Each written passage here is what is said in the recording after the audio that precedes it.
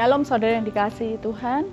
Saya berharap kita semua boleh dalam keadaan baik dengan kasih dan anugerah Tuhan. Saat ini saya berada di kebun belakang rumah saya. Saya sedang merawat tanaman yang sudah cukup lama di saya, sekitar 20 tahun. Tapi saya bukan fokus pada tanaman ini. Saya akan lebih fokus pada apa yang menempel di tanaman ini. Ya, karena sudah lama saya sering bertanya-tanya sebenarnya ini hama apa gitu, karena saya semprot dengan insektisida, pestisida tidak pernah dia copot gitu ya, dan sangat keras. Mungkin bisa dilihat lebih dekat. Jadi hama ini hanya ada di tanaman ini, berwarna putih. Bentuknya seperti ini dan keras, saudara, seperti lilin, keras. Dan itu hanya bisa dicopot dengan tangan. Bentuknya seperti ini. Inilah yang disebut ulat yang bernama Herme echinatus. Nah, apa hubungannya ya saudara ulat ini dengan pesan firman Tuhan hari ini? Ya, ini bukan PJJ biologi ya saudara, tapi yuk kita akan belajar sama-sama apa sih yang ingin Tuhan katakan tentang ulat ini. Yuk kita sama-sama pelajari. Saudara, apa menariknya dengan ulat ini?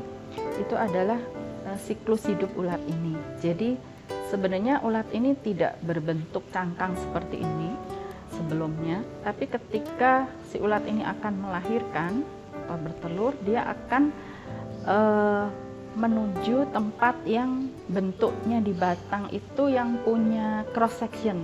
Jadi di persimpangan seperti itu dia akan menancapkan tubuhnya, dia menempel dengan kuat di situ, karena setelah melahirkan ulat ini akan mati, saudara.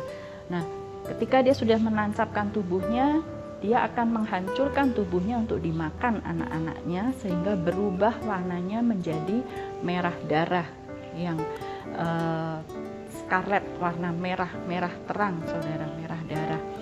Nah, itu hanya makan waktu 3 hari seperti itu. Setelah itu dia akan berubah bentuk, mengeraskan bagian luarnya berbentuk seperti cangkang seperti ini. Jadi bagian dalamnya tadi biasanya akan biasanya masih ada warna merahnya, kemudian luarnya akan berbentuk cangkang yang sangat keras. Itu sebabnya ketika saya kasih pestisida, insektisida, nggak ngaruh saudara, dia tetap menempel dengan kuat. Ini sebagai perlindungan buat anak-anaknya. Nah, apa sih menariknya ini ulat ini? Ternyata ulat ini dicatat di Alkitab kita buka Mazmur 22 ayat yang ke-7. Setelah saya baca ini saudara, saya begitu tercengang-cengang dengan apa yang Alkitab tulis di sini. Saya kutip ini dari khotbahnya Pastor Robbie Sonderegger. Suatu saat saya dalam satu kesempatan saya mendengar sharing firman beliau tentang ulat ini, dan beliau menerangkan begitu gamblang. Saya ingin sharing ke saudara saat ini, itu di Mazmur 22 ayat 7, di mana perikop Mazmur 22 ini adalah menceritakan penderitaan Tuhan Yesus ketika disalibkan. Nah, ayat 7-nya, tetapi aku ini ulat dan bukan orang, celah bagi manusia, dihina oleh orang banyak. Kata ulat di situ diambil dari bahasa Ibrani. Kalau ulat itu sebenarnya bahasa Ibraninya adalah rima. Tapi ternyata di ayat ini kata Ibrani untuk kata ulat ini bukan rima, tapi tolaat. Tolaat itu adalah jenis ulat yang sering disebut juga scarlet worm. Scarlet itu warna merah terang, merah darah, yang kalau kita kenal dalam bahasa Indonesia di Alkitab kita kermisi.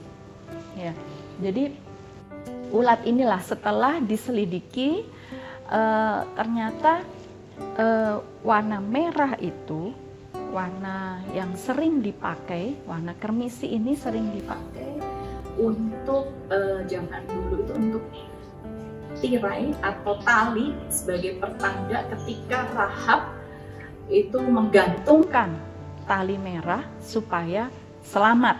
Ya, saudara nanti bisa baca kisah Rahab itu di Yosua 2 ayat 18. Nah, ketika ada lambang tali merah di jendela rumah Rahab, berarti seluruh rumah itu diselamatkan.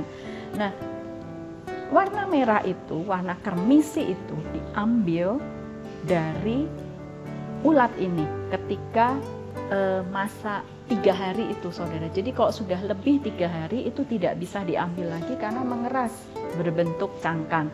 Jadi hanya punya waktu 3 hari untuk mengambil warna kermisi dari ulat ini, dicelupkan ke air hangat dan akan dipakai sebagai pewarna, untuk menjadi pewarna kain warna merah kermisi.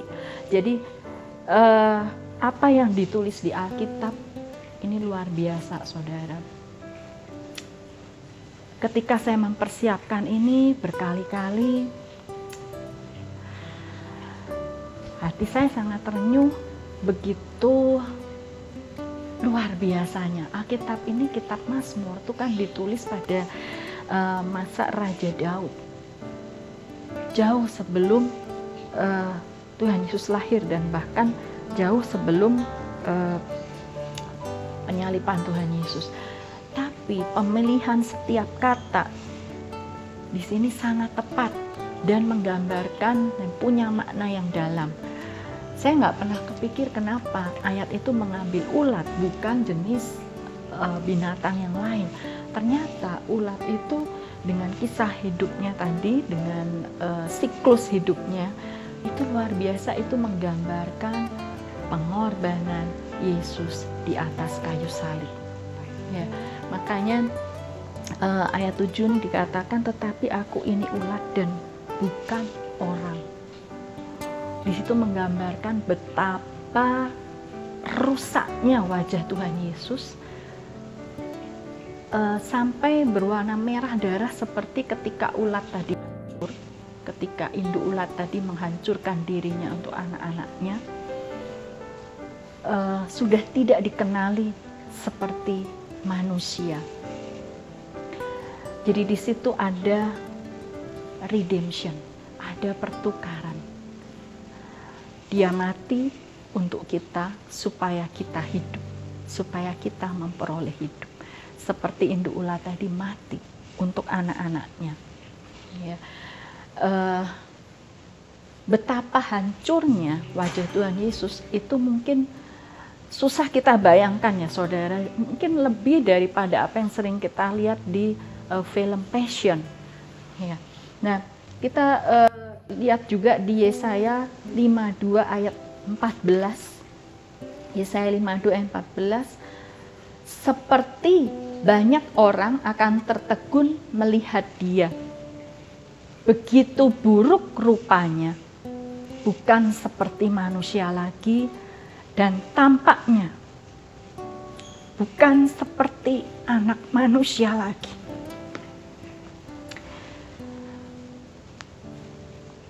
Maaf saudara, setiap kali nggak tahu kenapa saya mempersiapkan firman ini, hati saya begitu hancur. Seringkali kita nggak menghargai pengorbanan Tuhan Yesus di atas kayu salib. Hancur saudara. Bukan hanya apa yang digambarkan seperti di film-film, tapi dikatakan di Yesaya 52 ayat 14, tidak dikenali lagi seperti manusia. Jadi betapa hancurnya wajah Tuhan Yesus, betapa hancurnya tubuh Tuhan Yesus saat itu. untuk menggantikan saudara dan saya. Jadi ketika kita menerima perjamuan kudus, kita makan tubuh Kristus, kita meminum darahnya. Di situ ada pertukaran yang terjadi, saudara. Di situ ada satu sacrifice di mana Tuhan Yesus ambil segala kehinaan saudara. Tuhan Yesus ambil segala rasa malu saudara. Kalau hari-hari ini saya nggak tahu keadaan saudara sekalian, mungkin hari-hari ini ada dari saudara yang berada di persimpangan jalan. Aku mau ikut Tuhan atau tinggalkan Tuhan. Aku sangat kecewa dengan hidupku. Atau mungkin aku tenggelam dalam dosaku dan aku begitu merasa tidak layak. Aku merasa malu. Tapi di dalam Mazmur 22 ayat yang ke-6, Mazmur 22 ayat yang ke-6 dikatakan, "Kepadamu mereka berseru-seru dan mereka terluput. Kepadamu mereka percaya dan mereka tidak mendapat malu." Jadi saudara bisa bayangkan rasa malu yang harusnya kita punya karena dosa-dosa kita yang begitu banyak. Itu Tuhan Yesus ambil. Tuhan Yesus gantikan ketika kita percaya kepadanya. Tuhan Yesus datang untuk orang-orang berdosa. Bahkan kalau saudara baca kisah Rahab di Yosua 2 ayat 18 tadi. Rahab itu siapa saudara? Rahab itu adalah perempuan sundal. Dan dari keturunannya Boas, kemudian Raja Daud, dan akhirnya itulah garis keturunan Tuhan Yesus dilahirkan. Kenapa Tuhan Yesus memilih garis keturunan dari seorang wanita sundal? Dari garis keturunan Rahab. Di sini Tuhan Yesus ingin mengambil rasa malu saudara, rasa kehinaan saudara. Diambil itu semua dan terjadi pertukaran, redemption. Oke, mari saudara. Saya nggak tahu keadaan Bapak Ibu, saudara sekalian hari-hari ini. Tapi percayalah, ketika saudara datang kepada Dia, tangannya terbuka untuk saudara. Ada pertukaran di atas kayu salib yang Tuhan Yesus sudah lakukan. Bahkan tidak hanya sampai di karya penyalipan saja, tapi Tuhan Yesus memelihara kita, melindungi kita, seperti ulat tadi membentuk cangkang yang keras untuk melindungi anak-anaknya dari setiap bahaya yang ada. Demikian juga Tuhan kita. Di Yohanes 17 ayat 15, doa Yesus kepada Bapa, "Aku tidak meminta supaya Engkau mengambil mereka dari dunia, tetapi supaya Engkau melindungi mereka daripada yang jahat." Saudara, betapa kasihnya Tuhan kita. Perlindungannya sempurna atas kita. Mari saudara, hari-hari ini mungkin saudara merasa tidak layak. Saya sudah berkali-kali jatuh. Saya dalam keadaan yang tidak kudus. Tapi masih ada waktu saudara. Mari datang kepada Dia, bertobatlah. Karena dikatakan di Yesaya 1 ayat 18, marilah kita berpekara. Di Yesaya 1 ayat 18, firman Tuhan katakan demikian, "Sekalipun dosamu merah seperti kermisi." Kata kermisi tadi bicara merah darah, scarlet worm. akan menjadi putih seperti salju. Sekalipun berwarna merah seperti kain kesumba, akan menjadi putih seperti bulu domba. Saudara, cinta Tuhan begitu luar biasa. Bahkan Tuhan nyatakan, jauh sebelum karya penyalipan itu terjadi, Dia menggambarkan dari ulat yang disebut Kerme echinatus tadi. Mungkin ulat ini tidak tepat seperti ulat yang dimaksud karena itu ada 600 jenis, saudara. Tapi ketika saya melihat gambar dari apa yang diterangkan oleh Pastor Robi, terkejut, saudara. Ternyata itu ulat yang nempel di pohon sayap yang saya perlihatkan di awal. Begitu baiknya Tuhan. Tuhan bisa bukakan firman-Nya dengan segala cara. Bahkan dari ulat yang sebenarnya saya udah lama, saudara, pengen tahu ini jenis apa ya. Saya nggak tahu kalau ini ulat, saudara, sebenarnya. Saya hanya melihat bahwa itu sejenis hama, tapi saya nggak tahu apa, aku nggak bisa hilang. Ternyata Tuhan ungkapkan lewat firman-Nya melalui Pastor Robi. Jadi saya sangat berterima kasih, Tuhan itu bukakan segala sesuatunya dengan caranya. Dan saya percaya ini hatinya Tuhan. Tuhan Yesus sangat mengasihi saudara. Masih ada waktu. Masih ada waktu. Jangan tinggalkan Dia. Jangan korbankan atau jangan anggap remeh pengorbanan Tuhan Yesus di atas kayu salib. Ketika setiap bulan, setiap awal bulan kita menerima perjamuan kudus, itulah yang Tuhan lakukan. Terjadi pertukaran, terjadi redemption. Jadi saudara berharga di mata Tuhan. Saya percaya melalui renungan hari ini, Tuhan nyatakan kasih-Nya kepada saudara. Ambil waktu saudara untuk merenungkan betapa baiknya Tuhan kita. Betapa sayangnya Tuhan terhadap kita.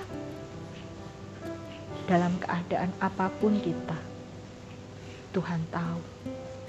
Dan Tuhan akan tolong saudara. Sebab Tuhan sudah tebus dengan karya salib-Nya.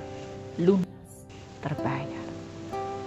Dalam nama Yesus, saya percaya firman ini akan menjadi berkat dan menguatkan buat kita semua untuk tetap setia kepada Tuhan Yesus Kristus. Tuhan Yesus memberkati.